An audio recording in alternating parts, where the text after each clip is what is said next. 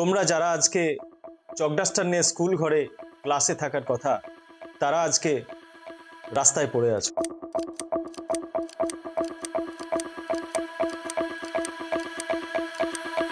হিসাবে 70-এর মধ্যে সে 77 পেতে পারে, 60-এর 60 একাডেমিক 10, সে কি করে 77 পেতে পারে? আমাকে তোমরা কোনো অপরাধ করনি, যারা অপরাধ করেছে তারা অপরাধ স্বীকার করেনি, তারা নিশ্চিত নিরপরাধ ঘুমে আচ্ছন্ন।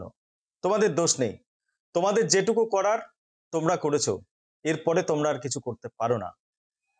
2016 সালে যারা চাকরি হারিয়েছেন, সুপ্রিম কোর্টের নির্দেশে সেই সমস্ত প্যানেলটাই বাতিল বলে ঘোষণা করা হয়েছিল। সেখানে কিন্তু সরকার ড্যামেজ কন্ট্রোলের জন্য চিহ্নিত যোগ্য শিক্ষক এবং চিহ্নিত অযোগ্য শিক্ষকের একটা ভুয়ো লিস্ট বের করে সমগ্র প্রক্রিয়াটাকে একটা ড্যামেজ কন্ট্রোল করার চেষ্টা করেছে। মাত্র কমিশনের চরমতম দুর্নীতি এবং অপদার্থতার কারণেই, যেটা ইচ্ছা করে 2016 সালের শিক্ষকরা চাকরি হারালেন। আর এই যে 2016 সাল থেকে 2025 সাল পর্যন্ত দীর্ঘ এতগুলো বছর, জীবনের এতগুলো বসন্ত তারা কিভাবে কাটিয়েছে, তাদের তো আজকে ফুলের তোড়া পাওয়ার কথা, কিন্তু তারা পাচ্ছে কি? ফুটপাথে বসে, খোলা আকাশের নিচে বসে আছে। আমি শুনেছি বিহারে শিক্ষক নিয়োগ হলে সেখানকার শিক্ষামন্ত্রী প্রত্যেকটা শিক্ষককে বরণ করে নেন আনুষ্ঠানিকভাবে। আমাদের রাজ্যে কি হচ্ছে? এই 2016 সালের দুর্নীতির কুফল ভোগ করছে আজকের ফ্রেশার্সরা। কেন? 2013 সালের পর থেকেই এই ব্লুপ্রিন্ট তৈরি হয়েছিল দুর্নীতির। যে ব্লুপ্রিন্টের প্রয়োগ হয়েছিল 2016 সালে, আজ সেটা সামলাতে পারেনি, বদহজম হয়ে গেছে, সেটা ধরা পড়ে গেছে জালিয়াতি। সেই জালিয়াতির কথা পরে আসছি। সবচেয়ে বড় প্রশ্ন হলো চাকরিহারা শিক্ষকদের অভিজ্ঞতার 10 নম্বর। এটাই কিন্তু একটা বিরাট বড় ফারাক করে দিল। হাস্যস্কর একটা ব্যাপার।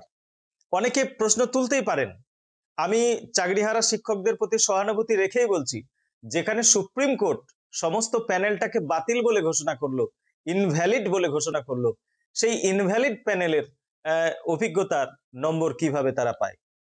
এই অভিজ্ঞতার নম্বরটা অন্যভাবে বলা যেতে পারে। হয়তো হতে পারে যেটা তাদের দেওয়াল লিখনের অভিজ্ঞতা, মিছিলে হাঁটার অভিজ্ঞতা হতে পারে, তার নম্বর হিসেবে এটা দেওয়া যেতেই পারে। দেখো, গেজেটে অভিজ্ঞতার নম্বরের কথাটা কিন্তু পরে যোগ করার কথা বলা হয়েছে, কিন্তু কমিশন করলো কি? কমিশন জেনে বুঝে সুন্দর সুচারুভাবে এই নম্বরটা আগে দিয়ে দিল।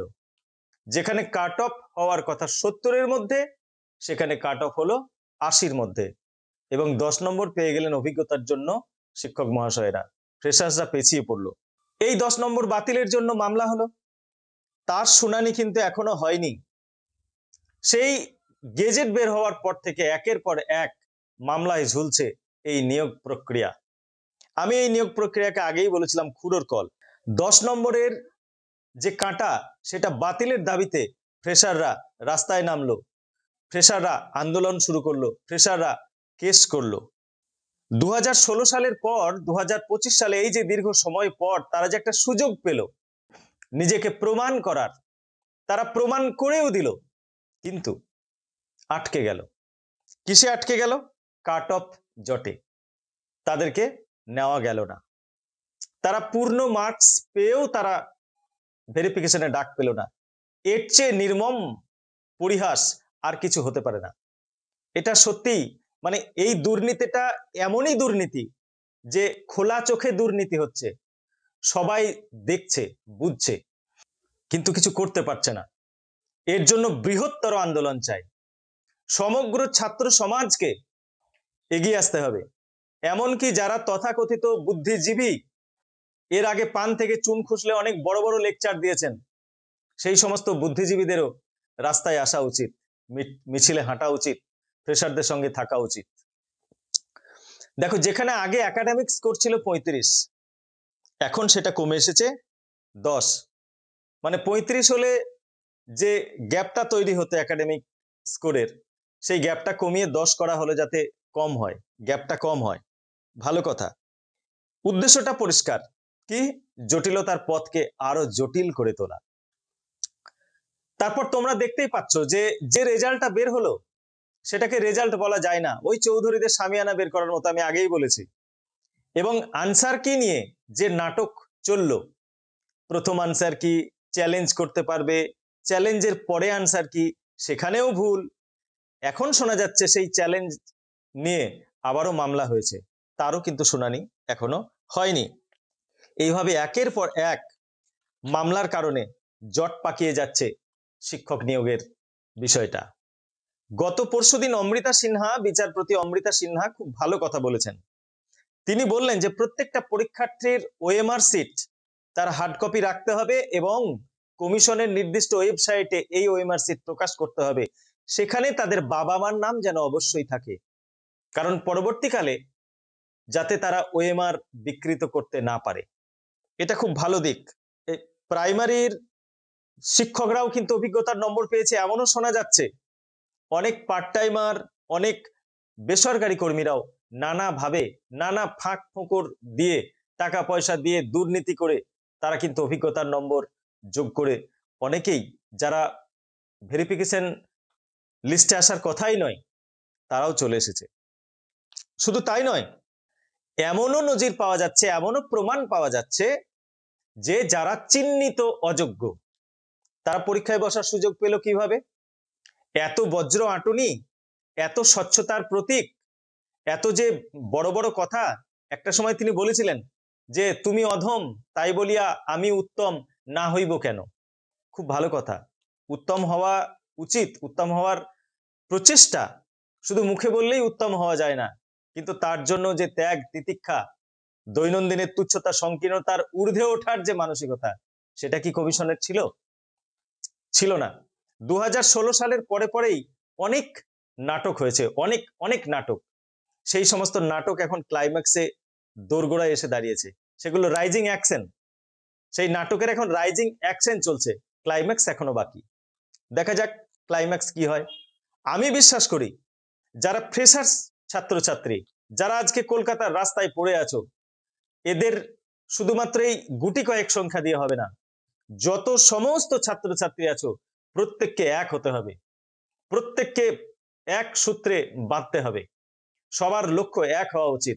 তবে আমি একটা কথা বলবো যে এই আন্দোলনের সঙ্গে কোনোভাবেই চাকরিহারা শিক্ষকদের সঙ্গে তোমরা হাত মিলিও না। তাদের লক্ষ্য উদ্দেশ্য এক, তোমাদের লক্ষ্য উদ্দেশ্য আলাদা। তোমাদের সঙ্গে তাদের একটা স্বার্থের সম্পর্ক আছে 10 নম্বরের। চাকরিহারা শিক্ষক কোনোভাবেই সেই 10 নম্বর হারাতে চাইবে না। তাই যতই বলুক আমরা ভাই ভাই, আমরা একসঙ্গে থাকতে চাই, এটা হতে পারে না। যাই হোক, পরিষ্কার বোঝা যাচ্ছে যে সরকারি পরীক্ষাকে বেসরকারীকরণ করার একটা সুন্দর ব্লুপ্রিন্ট তৈরি হচ্ছে। এই দুর্নীতির ব্লুপ্রিন্ট তৈরি হয়েছিল 2013 সালে, যেটা আমি বললাম এসএলএসটি নিয়ে। 2013 সাল সমস্ত শিক্ষক নিয়োগ পরীক্ষাকে রেকর্ড ভেঙে দিয়েছিল।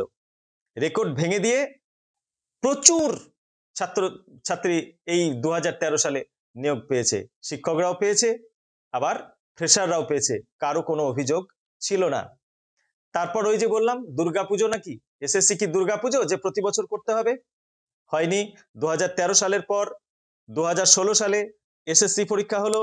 সেই 2016 সালে যারা সর্বশক্তি প্রয়োগ করে চাকরি পেয়েছিল, সেদিন যারা পায়নি, হয়তো অনেকে এই 2025 সালে চাকরির পরীক্ষায় বসার সুযোগটুকুও পায়নি।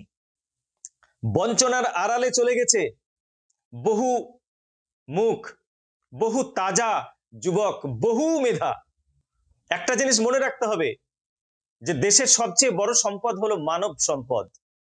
এই মানব সম্পদ, মেধা সম্পদকে কিভাবে শেষ করে দেওয়া যায়, তিলে তিলে স্লো পয়জন করে তাকে কিভাবে শেষ করে দেওয়া যায়, তারই একটা চক্রান্ত, তারই একটা খেলা চলছে, অর্থাৎ খেলা ভাঙার খেলা চলছে। 2016 সালের যে প্যানেলটা বাতিল হলো 2025 সালে নানা মামলার জটে, কারণ বলা হচ্ছে যে 2016 সালের তো জট কাটেনি, কমিশন এই জট না কাটালে নতুন করে পরীক্ষা নিতে পারবে না। ভালো কথা, ইচ্ছা করে এই জট লাগিয়েছে, সেই জট কাটছে না। কখনো মামলা যাচ্ছে হাইকোর্টে, কখনো সুপ্রিম কোর্টে। এই দৌড় শুরু হলো। শেষ পর্যন্ত 2025 সালে যখন প্যানেল বাতিল হলো, তার কারণ হিসেবে বলা হলো যে পুরো প্রক্রিয়াটাই দুর্নীতিগ্রস্ত এবং জালিয়াতিপূর্ণ। এখানে ওএমআর সিটের জালিয়াতি হয়েছে, ওএমআর সিট বিকৃত করা হয়েছে, অনেকে শূন্য ফাঁকা ওএমআর সিট দিয়ে চাকরি পেয়েছে। তাহলে ভাবা যায়, যেখানে শিক্ষকতাকে আমরা পেশা বলি না, ব্রত বলি, এই মহান ব্রতে যারা ব্রতী হবেন তারা কোন দুর্নীতির পথে এগিয়ে গেছে। আমার খুব খারাপ লাগে একটা বিষয়ে, যে শিক্ষক নিয়োগের পরীক্ষায় যেখানে সবচেয়ে বেশি স্বচ্ছতা প্রয়োজন, সেই প্রক্রিয়াটাই আজকে সবচেয়ে বেশি দুর্নীতিগ্রস্ত। এর কারণটা কি? এর কারণটা কি সেটাই যে পৃথিবীতে আজকে যারা অন্ধ তারাই আজকে সবচেয়ে বেশি চোখে দেখে, যাদের হৃদয়ে প্রেম নেই, করুণার আলোড়ন নেই, তাদের কথা ছাড়া পৃথিবী আজকে চলে না? এটাই কি তাহলে সত্যি হতে চলেছে? শূন্যপদ না থাকা সত্ত্বেও শূন্যপদ সৃষ্টি, নেতা মন্ত্রীর সুপারিশে চাকরি হয়েছে, ভাবা যায়? একের পর এক দুর্নীতি, একের পর এক দুর্নীতি। আর ঠিক সেই কারণেই তাসের ঘরের মতো ভেঙে পড়ল 2016 সালের প্যানেল। সুপ্রিম কোর্ট চিহ্নিত যোগ্য, চিহ্নিত অযোগ্য এটা কঠিন ভেবে পুরো প্যানেলটাই বাতিল করে দিলেন। রাজ্য সরকার সেটাকে ড্যামেজ কন্ট্রোল করার জন্য কিন্তু চেষ্টা করছে। এই যে দুর্নীতি, এই দুর্নীতি দেখে আমার মনে হচ্ছে, আজকে ফ্রেশারদের অবস্থা দেখে মনে হচ্ছে সেই জটিলেশ্বর মুখোপাধ্যায়ের সেই বিখ্যাত গান, যে এ কোন সকাল, রাতের চেয়েও অন্ধকার, ও কি সূর্য নাকি স্বপনের চিতা, ও কি পাখির কুজন নাকি হাহাকার। সত্যিই তাই, সূর্য নেভে গেছে, ওটা স্বপনের চিতা, যে চিতায় পুড়ছে আজকে ফ্রেশার্সদের 60-এ 60 পাওয়া ছেলে, 10-এ 10 পাওয়া ছেলের মেধা। মাননীয় শিক্ষামন্ত্রী, মাননীয় কমিশন, আপনারা দেখছেন, বুঝছেন, কিন্তু কিছু করছেন না, কিছু করার চেষ্টা করছেন না। আপনাদের উদ্দেশ্যটা পরিষ্কার, সবাই বুঝে গেছে। 2016 সালের পর থেকে কি হলো? 2016 সালের একটা সবচেয়ে অন্য প্রসঙ্গে একটা কথা বলি। একটা সময় বলা হয়েছিল যে টাটার কালো হাত ভেঙে দাও, গুঁড়িয়ে দাও। শিল্প অনেক আগেই বিদায় নিয়েছে রাজ্য থেকে। তার পরিবর্তে অনেক ভিতরে ভিতরে অনেক শিল্প হয়েছে, সেগুলো আমরা জানি, শুনি, সেগুলো আর বললাম না। কিন্তু শিক্ষা ব্যবস্থাটাকেও ভেঙে গুড়িয়ে দেওয়ার খুব সুন্দর একটা খেলাও শুরু হয়েছে। দেখো, 2016 সালের সেই চাকরির সময়, 2016 সালের চাকরির আগে আমাদের মানসিকতা কি ছিল? যখন আমরা চাকরি পেয়েছি তখন আমাদের মানসিকতা কি ছিল? আমাদের মানসিকতা ছিল যে আমাকে এই এসএসসি বা তারপরের এসএসসি পেতেই হবে, আমাকে কিন্তু চাকরিটা পেতেই হবে। 2016 সালের পর থেকে কিছু কিছু নেতার ভোল বদলে গেল, পাতি নেতার। তাদের বাড়ি গাড়ি 2 চাকা থেকে 4 চাকা, বহু কিছু ভোল বদলে গেল। আগে আমাদের লক্ষ্য উদ্দেশ্য ছিল আমাকে চাকরি পেতেই হবে, আর পরবর্তীকালে আমাদের লক্ষ্য হয়ে গেল যেন তেন প্রকারেণ আমার বা আমার ছেলের, আমার জামাইয়ের, আমার মেয়ের চাকরিটা করে দিতেই হবে। তার জন্য আপনি যা বলবেন আমি তত দিতে প্রস্তুত। শুরু হয়ে গেল ফেলো করি মাখো তেলের নীতি, শুরু হয়ে গেল কোটা সিস্টেম।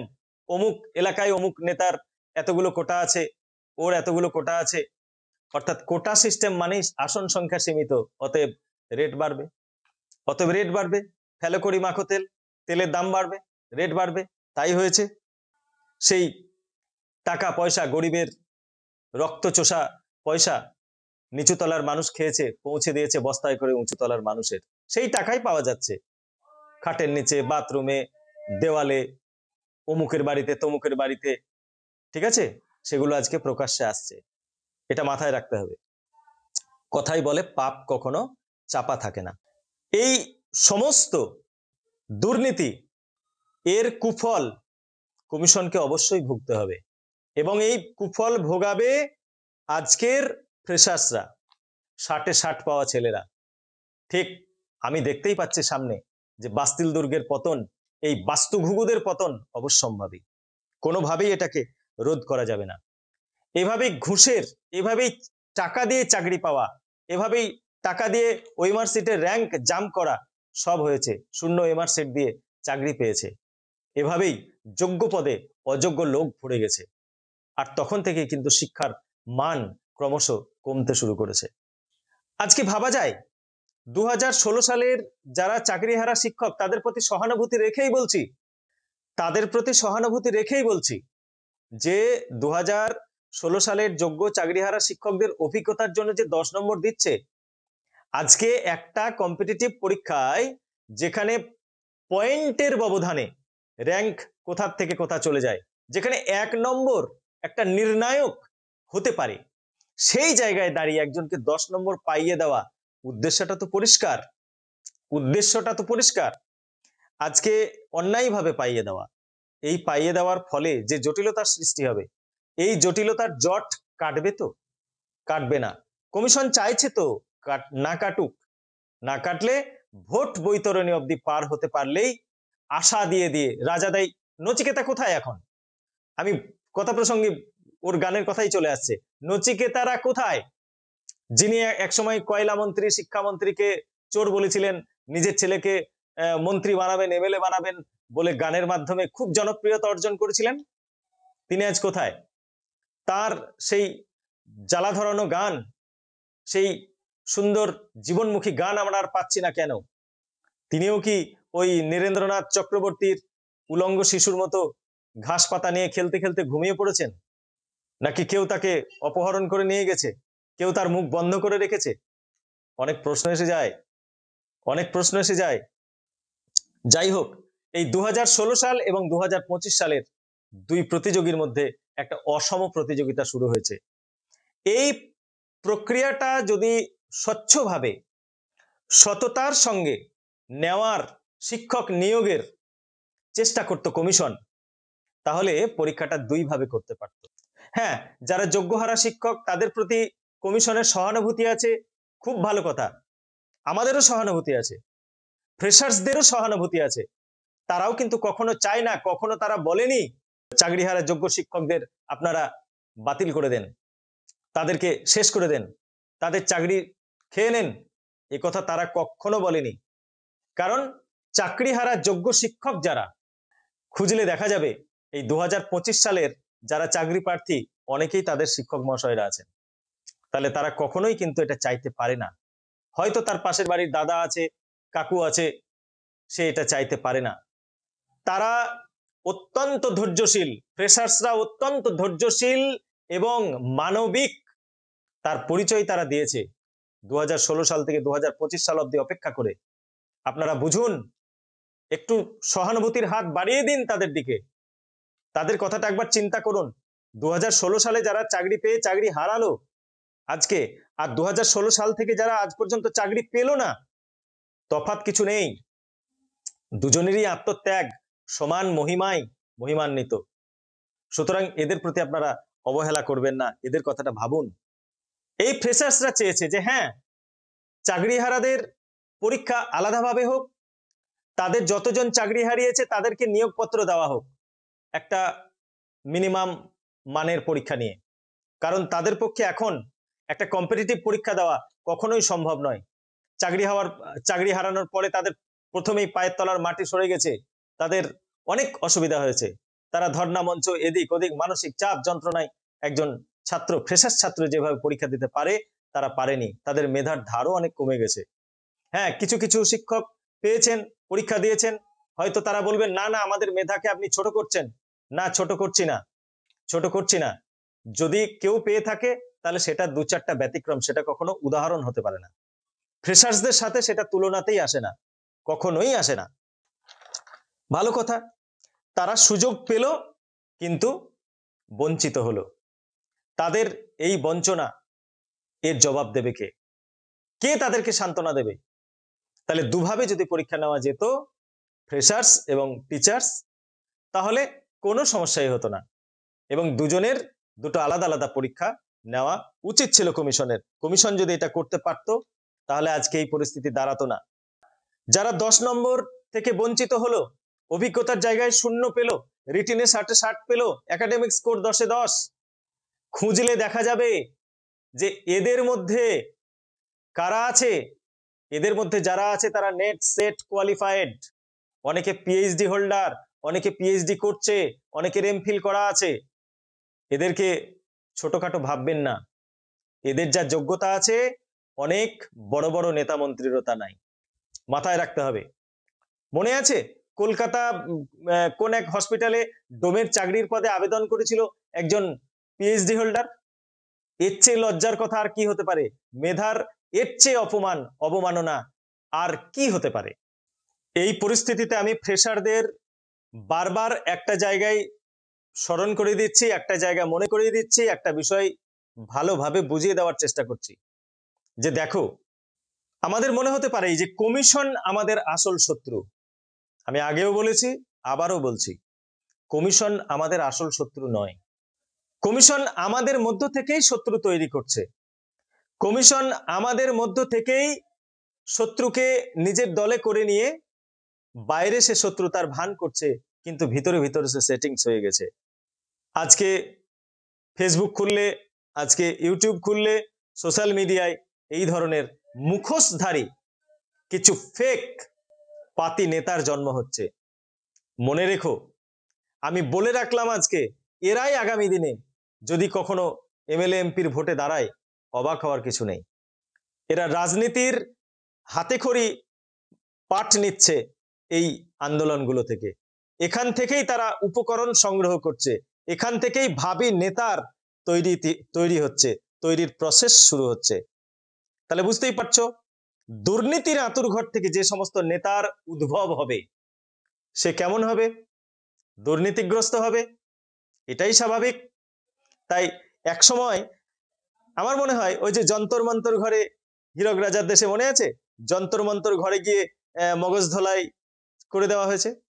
তাই আমি দেখছি আন্দোলনের কিছু কিছু মুখ, যাদের প্রথম দিকে যে ভাষা, যে শরীরী ভাষা, যে প্রতিবাদী ভাষা ছিল, আজকে তার ভোল বদলে গেছে। আজকে তার ভোল বদলে গেছে। অনেক প্রতিবাদী মুখকে নাম্বার বাড়িয়ে দিয়ে তার মুখ বন্ধ করে দেওয়া হয়েছে। অনেক প্রতিবাদী মুখকে দলে টেনে নেওয়া হয়েছে। সে এখন তোমাদের প্রতি সহানুভূতির হাত বাড়াচ্ছে, হয়তো বলছে যে চাকরিহারা শিক্ষক এবং ফ্রেশার্স কোনো ভেদ নাই, আমাদের ভেদাভেদ করলে চলবে না, আমাদেরকে একজোটে লড়তে হবে। তাহলে বলো, ওই 10 নম্বর বাদ দাও, ওই 10 নম্বর বাদ দিয়ে লিস্ট প্রকাশ করতে দেখি কত দম আছে সেই সমস্ত নেতার।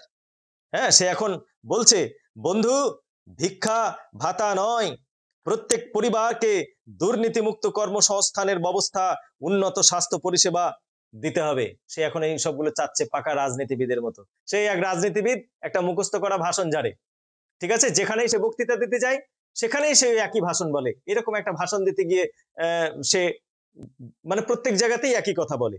তো তার ভাষণের মধ্যে আছে সাঁকো তৈরি করে দেওয়ার কথা, ব্রিজ তৈরি করে দেওয়ার কথা, সেতু তৈরি করে দেওয়ার কথা। যেখানেই যায় সেখানেই বলে আপনাদের দীর্ঘদিনের দাবি, এই ভয়ঙ্কর নদীর উপরে আপনাদের সেতু তৈরি করে দিতে হবে, আপনারা পার হতে পারছেন না বলে। ওখানেও বলে ফেলেছে। পট করে একজন বলছে যে স্যার, এখানে তো নদী নাই। তাহলে নদী না থাকলে সেতুর প্রয়োজনও নাই। উনি সঙ্গে সঙ্গে বলছেন, নাই তো কি আছে, দরকার হলে আমি মন্ত্রী হলে আমি নদীও করে দেবো, আমি এলাকায় একটা নদী করে দেবো, তারপর ব্রিজ করে দেবো। ভাবো, রাজা দেয় প্রতিশ্রুতি, হ্যান করেগা ত্যান করেগা, করেগা কচু, সব বেটারাই পকেট ভরেগা, ভোট নষ্ট হয়, ভয় হয়, ভয় হয় পাছে ভোট নষ্ট হয়। এই 2026-এর নির্বাচনের এটা একটা চমক আমার মনে হয়। অনেক কথা বলা যায়। এই যে ফ্রেশার্স যারা, তারা তোমরা শূন্যপদ বাড়ানোর জন্য আন্দোলন করছো, এই শূন্যপদ বাড়ানো যায় কি? রেজাল্ট বের হওয়ার পর, পোস্ট ঘোষণা হওয়ার পর বাড়ানো কতটা আইনসম্মত? যদি শিক্ষামন্ত্রী প্রতিশ্রুতি দিয়েছেন, সেই প্রতিশ্রুতি কাগজে কলমে সিল ছাপ্পড় মেরে এটাকে আইনে পরিণত করতে পারবেন তো? সেই ঘোষিত পোস্ট কি বৈধ হবে? আমার বক্তব্য, আরো কিছু কথা আসছে, সময় ভিডিওটা অনেক বড় হয়ে যাচ্ছে, আমি পারি না সংক্ষেপে বলতে।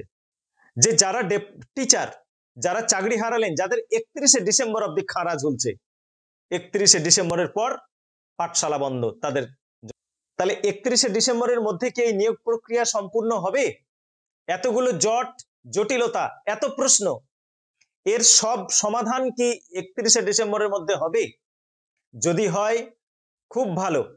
তাহলে হলে ফ্রেশার্সদের জন্য আমি বলবো, কমিশনকে অনুরোধ করব, আমার মতো লক্ষ লক্ষ মানুষ অনুরোধ করবে, সবার অনুরোধ যেন তাদের কাছে পৌঁছায়, আমাদের দাবিটা যেন তাদের কাছে পৌঁছায় যে ফ্রেশার্সদের জন্য আপনারা আলাদা কিছু ভাবুন, নতুন আইন তৈরি করুন, প্রয়োজন হলে নতুন কিছু ব্যবস্থা করুন, যে ব্যবস্থায় তাদেরকে পরবর্তীকালে চাকরি পেয়ে আর চাকরি হারানোর আশঙ্কা করতে হবে না, ভয় পেতে হবে না।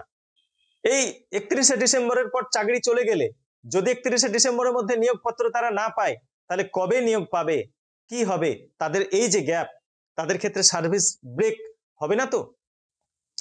আরো অনেক প্রশ্ন, অনেক সমস্যা, সেগুলো সব চলে আসবে সামনে। কিন্তু যেভাবে জট পাকিয়েছে, এই জট খুলবে কবে? আদৌ কি এই প্যানেল আবার বৈধতা পাবে, নাকি 2-4 বছর পর মুখ থুবড়ে পড়বে?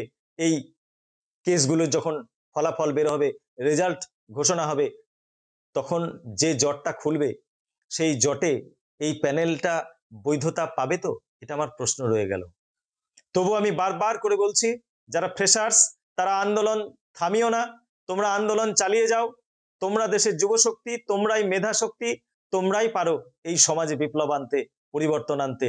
তোমাদের জয় জয়কার হোক, এই আবেদন জানিয়ে আমি পিডি বাংলা স্যার এখানেই রাখছি। ধন্যবাদ।